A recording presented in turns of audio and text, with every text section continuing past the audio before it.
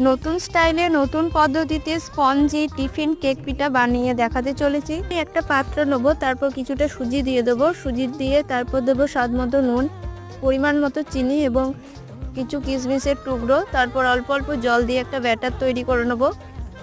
ব্যাটারটা তৈরি হয়ে গেলে ব্যাটারটাকে রেস্টে রেখে দেবো। নারকেলের পুরটা তৈরি করে নেবো। কড়াইয়ে কিছুটা গুড় দিয়ে দেবো। গুড়টা গরম হয়ে গেলে নারকেল কোটা দিয়ে দেবো এবং ভালোভাবে পাক তৈরি করে নেবো। নারকেলের পুরটা তৈরি হয়ে গেলে আমি চলে আসবো। এবার আমরা পিঠাটা তৈরি করে নেবো। একটা পাত্রে নেব, পাত্রের মধ্যে কিছুটা পরিমাণ সুজির ব্যাটার দিয়ে দেব।